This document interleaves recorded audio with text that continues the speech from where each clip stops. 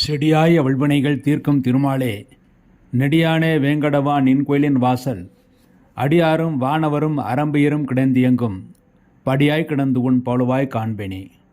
உலகெங்கும் இருக்கின்ற சர்வம் டிவி நேயர்களுக்கு என்னுடைய பணிவான வணக்கங்கள். வருகின்ற தை மாதம் 1ஆம் தேதி பொங்கல் பண்டிகை. இந்த பொங்கல் பண்டிகைக்கு முதல் நாள் போகிய பண்டிகை.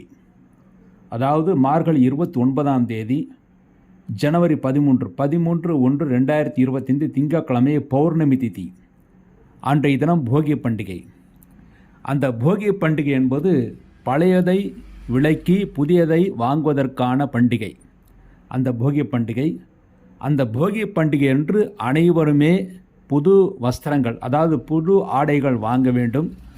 மேலும் அன்றைய தினத்திலே மஞ்சள் கொம்பு, அதாவது மஞ்சள் கொம்பு உள்ள அந்த செடி, மஞ்சள் செடி, அதன் பிறகு கரும்பு இரண்டையும் வாங்கி அதை பூஜையில் தை 1ஆம் தேதி வைக்க வேண்டும். அதற்காக பொங்கல் பண்டிகைக்காக பொருட்கள் வாங்குவதற்கு போகிய பண்டிகை என்று இருக்கிறது. பழையதை விளக்க வேண்டும்.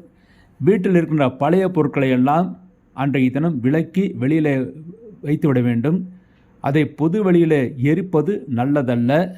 அது குப்பை கூடங்களில் சேர்ப்பது மிகவும் சிறப்பானது. அடுத்து தை 1ஆம் தேதி, குரோதி வருஷம் தை மாதம் 1ஆம் தேதி ஜனவரி 14/1/2025 செவ்வாய்க்கிழமை. அன்றைய தினம் பிரதமை திதி. பிரதமை திதி என்பது பௌர்ணமி பிரதமை. ஆகவே நேத்திரம் ஜீவன் இரண்டும் இருக்கிறது. பௌர்ணமி திதி அன்றைய தினம் நாள் முழுதுமாக இரவு 3:21 வரை. அதன் பிறகு புனர்பூச நட்சத்திரம். புனர்பூச நட்சத்திரம் பகல் 10 முதல் 10 மணி 17 நிமிடம் வரை இருக்குது. அதன் பிறகு பூசம் நட்சத்திரம் வருகிறது. இந்த பூசம் நட்சத்திரத்தில் பொங்கல் வைப்பது நல்லது. பூசம் நட்சத்திரத்தில் பொங்கல் வைக்க வேண்டும். ஏனென்றால் அன்றைய தினம் கரிநாள். மகர ரவி, அதாவது மகர ராசியிலே சூரியன் சஞ்சாரம் செய்கின்ற நேரம்தான் பொங்கல். மகர சங்கராந்தி என்று கூறுவார்கள். அன்றைய தினம் சங்கராந்தி.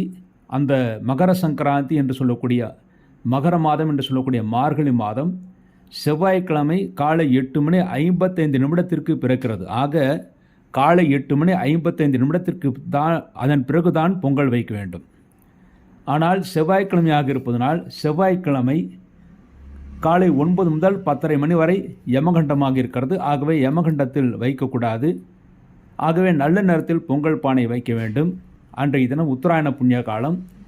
முன்னோர்களை வழிபாடு செய்வதற்கும் ஏற்ற தினமாக அமைந்திருக்கிறது. உத்தராயணத்திற்கான தர்ப்பணங்கள் விடுவதற்கும் ஏற்ற தினம். பொங்கல் பண்டிகைக்கு பொங்கல் வைக்க வேண்டிய நேரம் என்பது பகல் நேரத்தில் வைக்க வேண்டும். பகல் 11 மணி முதல் 12 மணி வரை. செவ்வாய்க்கிழமை பகல் 11 மணி முதல் 12 மணி வரை நீங்கள் பொங்கல் வைக்கலாம். அவ்வாறு பொங்கல் வைப்பது மிகவும் சிறப்பானது. அந்த நேரத்தில் பொங்கல் வைத்தால் தொழில் விருத்தியாகும், முன்னேற்றத்தை ஏற்படுத்தி கொடுக்கும், பிரச்சனைகள் இல்லாமல் நன்மைகளை ஏற்படுத்தி கொடுக்கும் என்று எதிர்பார்க்கலாம். அல்லது பகல் 12 மணி முதல் 1 மணி வரை கூட உங்களுக்கு குருஹாரிலும் நீங்கள் பொங்கல் வைக்கலாம். ஆக பொங்கல் வைப்பதற்கு 11:12 அல்லது 12:1 இந்த 2 நேரங்கள் இருக்கிறது. இது பொங்கல் வைப்பது மிகவும் சிறப்பானது. பொங்கல் பண்டிகை எதற்காக கொண்டாடுகிறோம் என்றால், நிறைய மழையை பொழிய வைத்து பூமியின் செழிப்புக்கு காரணமான இந்திரன், பயிர் நன்கு தானியங்களை விளைவிக்க காரணமாகிய சூரியன், இந்திரனுடைய சகோதரன் உபேந்திரன், இவர்களை முன்னிட்டு நடத்தப்படும் பண்டிகை தான் பொங்கல் பண்டிகை. பொதுவாக கூடத்திலே புது பானை வைத்து புது நெல், அரிசி, புது வெல்லம், நெய் இவைகளை கொண்டு சர்க்கரை பொங்கல் செய்து பொங்கி வரும்போது பொங்கலோ பொங்கல் என்று கூவி மேலே குறிப்பிட்ட 3 தேவர்களுக்கும் படையல் வைப்பது பண்டிகை. இந்த பொங்கல் பண்டிகை. இந்த பண்டிகைக்கு 3 பானை அல்லது 1 பானையிலே நீங்கள் வைக்கலாம். பொங்கல் வைக்க மிக உகந்த நேரம் 11 to 12, இல்லாவிட்டால் 12 to 1. இந்த நேரத்தில் பொங்கல் வைப்பது மிகவும் சிறப்பானது. அடுத்து தை 2ஆம் தேதி மாட்டுப் பொங்கல். அன்றைய தினம் பசுமாடுகளுக்கு குளிப்பாட்டி அலங்கரித்து நமக்காக உழைத்த பசுமாடுகளுக்கு நன்றி செலுத்த வேண்டிய நாளாக இருக்கிறது. அன்றைய தினம் கோ பூஜை செய்வதற்கு ஏற்ற நேரம் என்றால் மாட்டுப் பொங்கல் வைப்பதற்கு காலை 9:30 முதல் 10:30 வரை, அதாவது புதன்கிழமை காலை 9:30 முதல் 10:30 வரை. அல்லது மாலை நேரத்தில் வழிபாடு செய்வர்கள் மாலை 4:16 பிறகு 5:16 வரை. இந்த நேரத்தில் மாட்டுப் பொங்கலுக்காக பசுமாடுகளுக்கு பூஜை செய்து கோ பூஜை செய்வதற்கு ஏற்ற தினமாக இருக்கிறது. இவ்வாறு பொங்கல் பண்டிகையை கொண்டாடினால் இந்த வருடம் முழுமைக்கும் வாழ்க்கை சிறப்பாக அமைந்து நல்ல முன்னேற்றம் யோகத்தை ஏற்படுத்தி கொடுக்கும். இவ்வாறாக பொங்கல் வைக்க வேண்டிய நேரத்தை பற்றி விரிவாக பார்த்தோம்.